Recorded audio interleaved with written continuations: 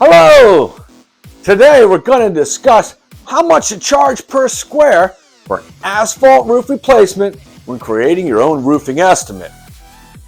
Whether you're a do-it-yourself or a roofing contractor looking for roofing insights on what to charge, this video is for you. This is part 2 of creating your own roofing estimate. If you don't yet know the square foot number or the square of your home's roof and want to create your own estimate, watch the video, Do-It-Yourself Roof Measure, made easy by Home Again. It's in the description below. If you're having trouble with that, like and subscribe and we'll help you. Don't worry, we'll still be here when you come back. The data on the screen behind me is comprised from many years of experience and know-how. However, there are several factors that could influence the accuracy. The first being your location. If you're in a major metro area like New York or LA, these numbers could be on the low side. But they could also be on the high side if you're somewhere else. Now here in Eastern PA, in the suburbs of Allentown, Philadelphia, and the smaller cities alike, we're going to be really close.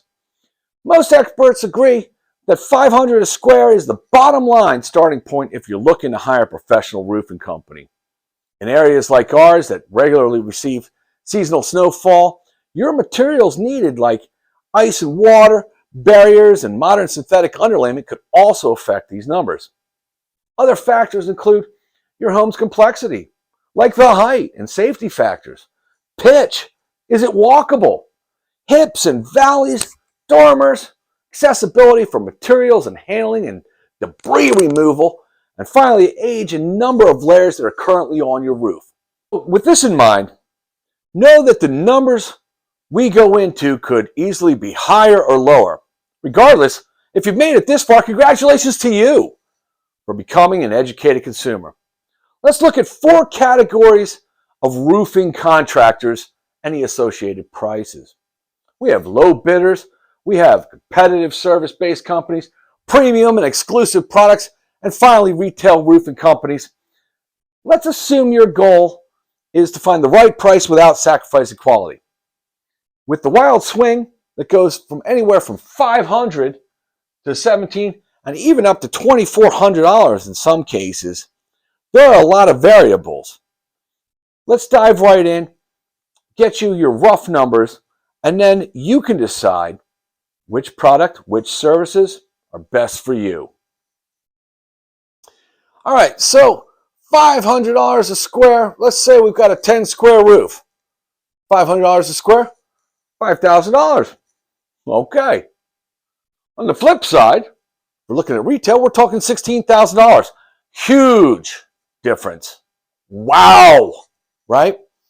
So let's look at how the scale changes and why we can't just assign a number to every roof. Let's say you've got a 10 square roof and you're looking for $500 a square. Well, at $500 a square, let's factor in that you need a dumpster. $500 a permit, $500, maybe a little bit more work there. At $500 a square, that company isn't even making a profit. Do you want a company that's not making a profit working on your home? So in our area, you need to charge a little bit more because we have to cover the upfront costs of getting a crew and all the organizational things such as materials and permits and dumpsters. So if you're looking at 10 square, you're getting close to $1,000 a square.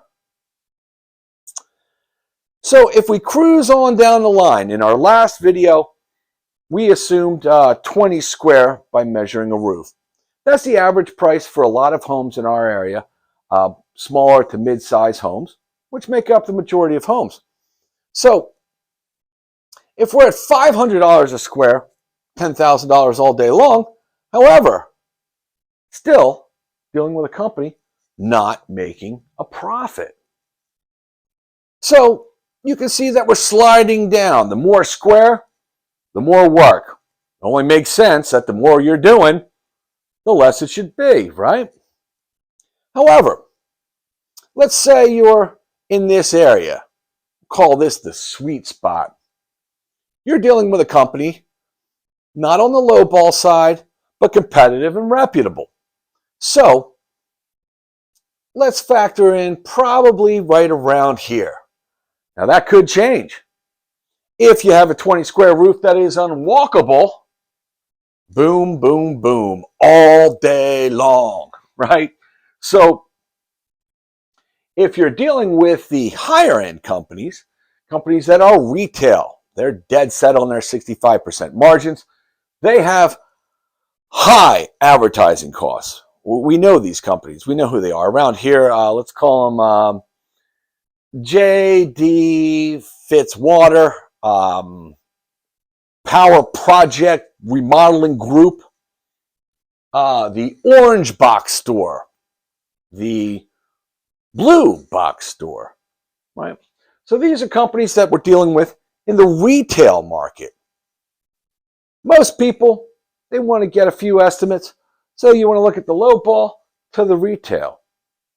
However, most folks, they want to be in that sweet spot.